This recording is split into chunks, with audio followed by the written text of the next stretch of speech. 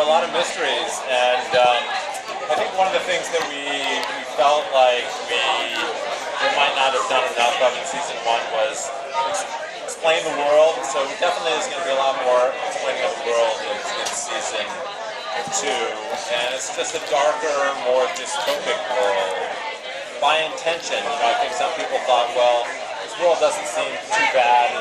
And it was intentionally not meant to be a traditional dystopic world in season 1.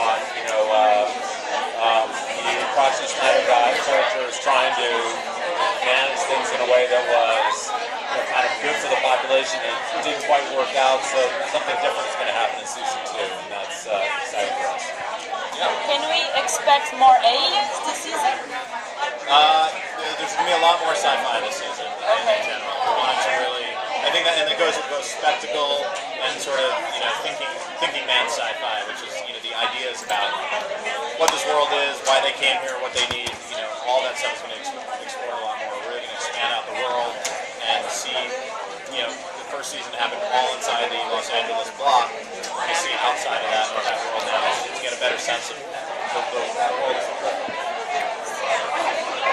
Are we going to be looking at a time jump heading into season 2, or will it be direct pickup? Time jump? Yeah. We are definitely moving forward in time. That's such a non-answer. Let's just say we'll be moving around a little bit in time. Yeah, about that. That's a better answer. Still mysterious, but slightly more direct. How many new characters might we see?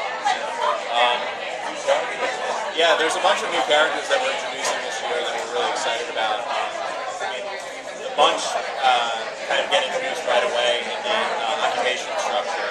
And it's part of what Carlton was talking about. The world is becoming much more oppressive and dark. And to that end, they need to bring in people that are willing to dole out that kind of leadership, both on the law enforcement side and also the government side. So you see these people that fit much more within the rubric of the Nazi allegory or the Soviet allegory that are eager to keep the people oppressed and keep the rule of law in the law. That led to the current state of the aliens. It seems like the environment is cleaner than it's ever been under our rule, that anyone who's taken away to the farm seems to be exposed to really serious chemicals that kill them. So are we going to see some of what's going on with that background as well? I think in one of the hallmarks of totalitarian society is that there's certain aspects that, ironically, are good. Transportation might run well. You might get a sense of certainty about the world you live in. There's a sense of order and security, even if you don't have liberty or freedom. And the uniforms are cool. But this season, that was the starting point. And the world is more dystopic this year, and Proxy Snyder is obviously out of power, so there's a new proxy. What type of guy that guy is something you guys will all get to see, and I think that just everything feels kind of ramped up this season, and in a really good way. We're in the middle of shooting the first couple of episodes of the show right now, and it's feeling really good. Right now there are a lot of TV series with dystopian futures and post-apocalyptic futures. What do you say is the thing that drives the audience to be involved and interested in this? What would happen with it?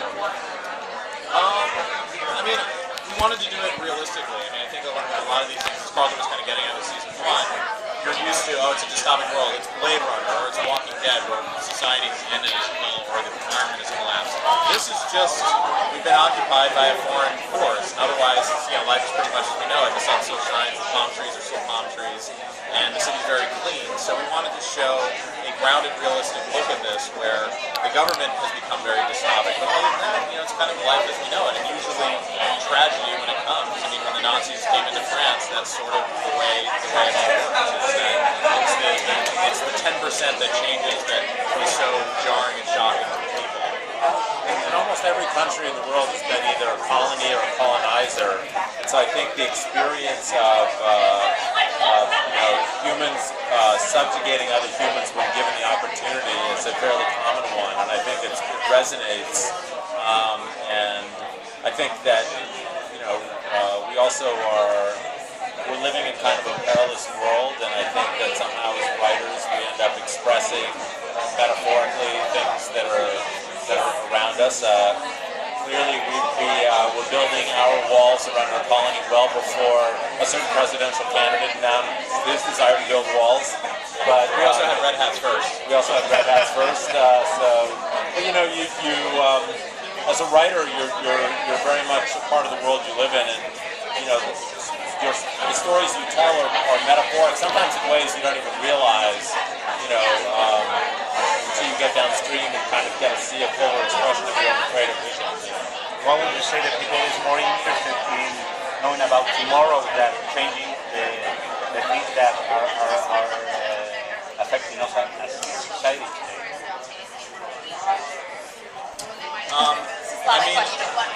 The best science fiction is always looking at ourselves through a prism, right? It's the candy wrapping around your medicine, so that we can explore these interesting thematic ideas without having to, do a didactic show about history that, Carlton and I would be interested in doing because we love World War II history, but I don't think the audience as a whole is much more interested in seeing a science fiction element show. So, in the tradition of like Philip K. Dick and Ridley Scott and James Cameron, all the movies that were influenced us, this show is intended to take a whole bunch of issues that are present day themes and explore it in a way that you haven't seen before. Thanks, you guys. The opportunity to talk about the show and promote season 2 is awesome. So thanks for being here. Thanks back. Coming here. Welcome. No questions, that's it? What's coming up for your characters? I think the two of us go through a dynamic tightening of the screws this season. The interest we have in each other is nourished and propagated at the same time by the people that are around us. And the show kind of gets a lot more sci-fi coming up this year, which I think we can all agree is a cool thing. More outer space stuff. What's in outer space? What do these aliens look like? I think rather than being peripheral to the story, it's more centered in the more of an A-B storyline than it is just an ABC this year. Yeah, for Maddie, she's really solidified her position in Green Zone and aligning herself with and what he has in the works and sort of really supporting and getting behind his vision and trying to keep the train on the track, so to speak. But the tables have turned between her and Maddie, or between her and Katie. Maddie is now in much more of a power position, whereas last year Katie, she completely relied on insulin and emotionally she really relied on him a lot, and now it's sort of the opposite. Katie's relying on Maddie, she's not really friend. Will is gone, so she's lost all her children recently, and really Gracie's getting sucked into her into his estate. We'll learn more about mythology and the greatest name and Her undying love for Nolan, the volcano passion that he brings to her life, which has been missing, to be honest. So this season you get to see a lot more of that. She doesn't know about it yet, so don't tell her. Did I say that out loud? I did. Katie knew about what the tutor was up to, but I don't think she ever told Maddie. How long will, since Maddie now has the two youngest, how long will it be before she finds out what's really going on?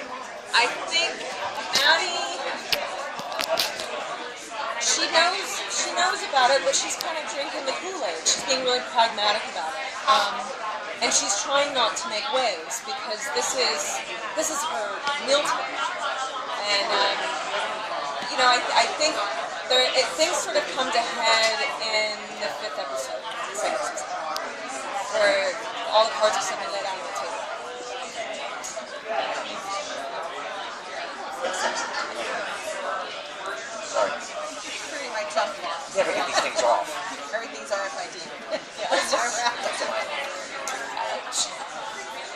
telescope? Oh, I can't tell. I don't know. You should see. Sorry, good. Carry on. So is the insulin now no longer a problem? The insulin is being provided for because she's allergic. So Jeez. it's not a problem in the sense that she has to find somewhere to go. It's being given because of her alliance with the occupiers and the horses. So Nolan and Maddie sort of align themselves with the occupation and the things that come towards that support the transitional business. What do you see the people, the audience is more invested nowadays in what's going to happen tomorrow more than what's happening in society today? Because there's a lot of series talking about dystopian futures, post-apocalyptic futures, or there's another nation, zombie, vampires. What is that? I think that's a great question. You know, it's always, the sky's always been falling, right? So chicken burger, it's always like that. So, but especially now because of what the future may or may not hold for people, so many displaced people, refugees, and tomorrow is a huge, today is as important as tomorrow. Because the future in your life may depend on not just what you do today, but how you prepare for what might happen tomorrow. And I think that that's always been a draw. It's dramatic. So the consequences of today and tomorrow, like what you do today will have a trickle effect of what happens tomorrow. And I think Colony really explores that well, and especially with Will and Katie, and Katie's behavior with the resistance, and now the trickle down, the choices that she made that day, how it's now affecting not just her and her family, but the entire colony because of the decision that she made, that they made as a group. But and it really puts the resistance, it handcuffs them, and it also turns the screws on everybody else.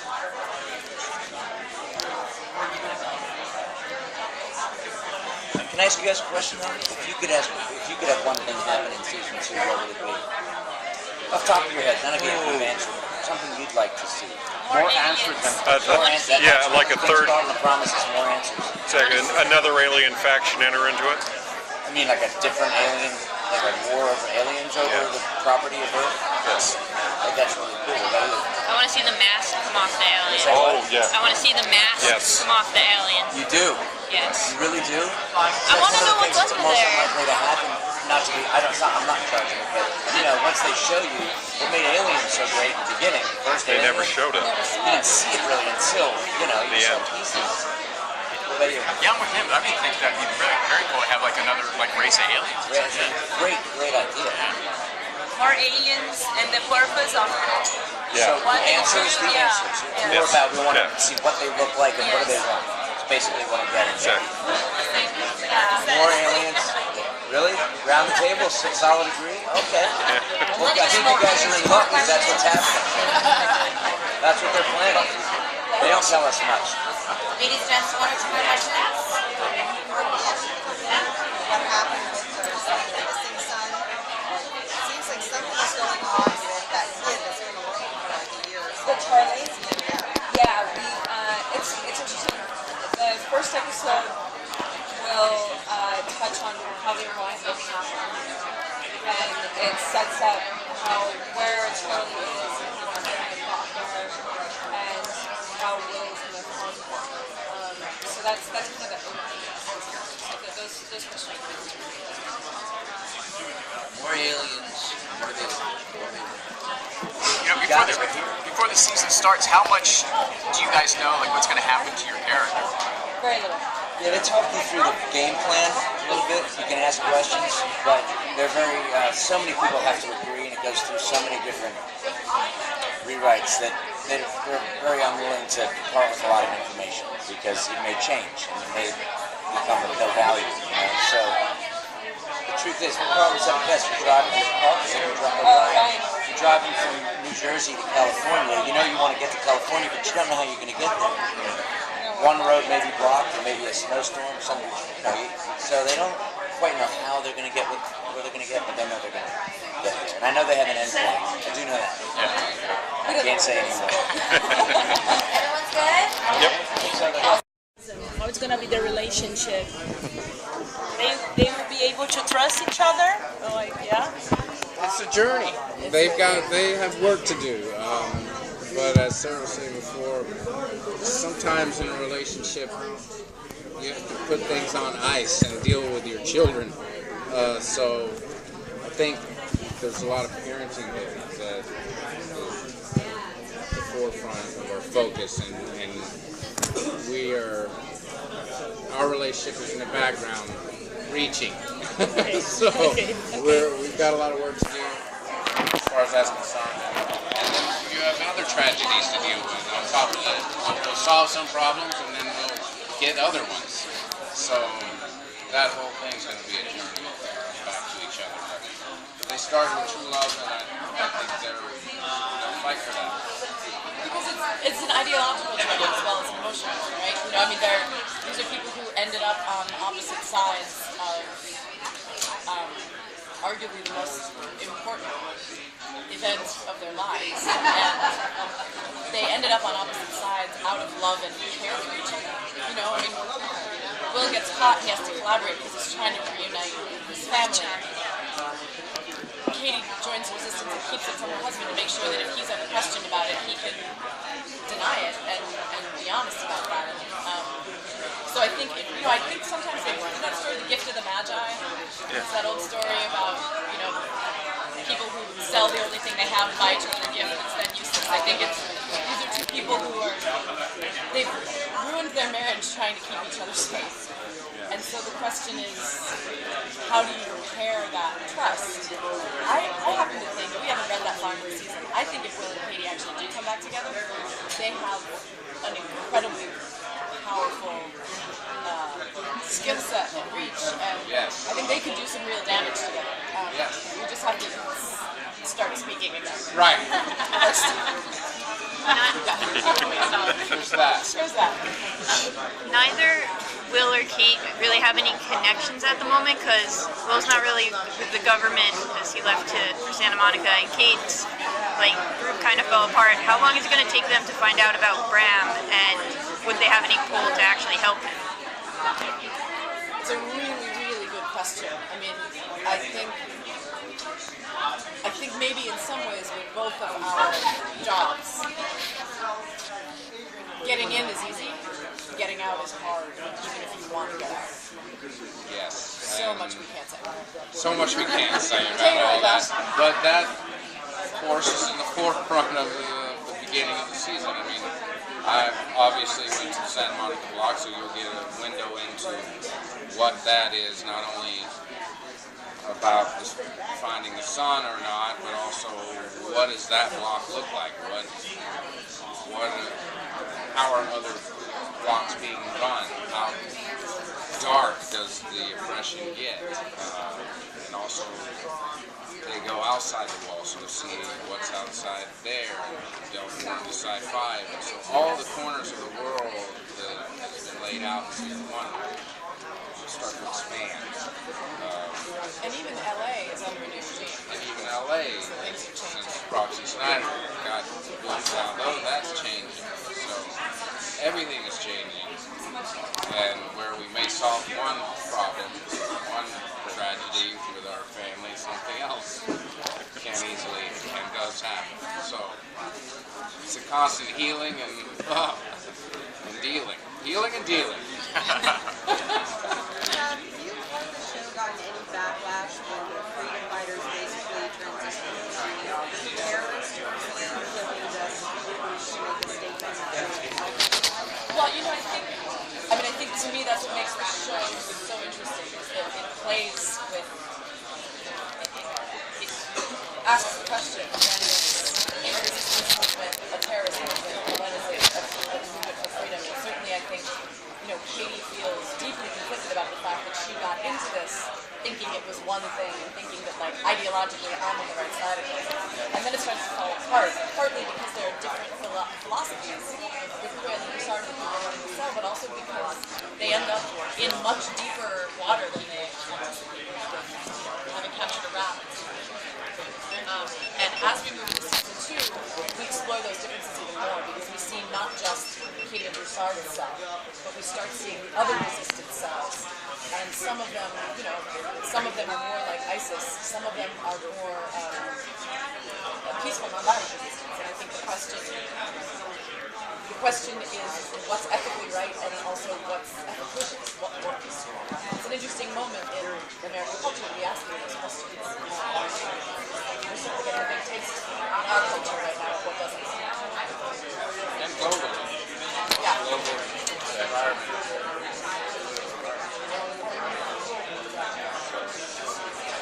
Great time to be telling the story. And they've given us more latitude to be darker, to ask us harder. You know, I think for USA, with us and Robot, it was kind of an experiment to see like if their audience would follow something as dark and kind of twisted as these shows could be. And the audience went there, and now they're like, well, great, take the gloves off. You know, good love. Definitely get dark. Yeah. And what do you think in the audience right now is so involved in shows with dystopian futures, and more worried about what's going to happen tomorrow? Well, like Sarah was saying, because it's very current, this show. These are questions we were asking not only in our show, on TV shows, but in real life. And on a global scale, things are happening, things are shifting, and we're using up our resources, and we've got global warming, and we've got ISIS, and we've got Trump, and America, and things are moving and shifting, and the climate is changing, and so these questions we're asking ourselves when we're at home. I live in Canada, and they keep threatening to build a wall if Trump's elected. You never know, it might not be science fiction. We're from Mexico, sure we're going to buy the wall just to keep Trump out of Mexico. Yeah, copy that. Please don't buy or build a wall because we're all going to go in that direction.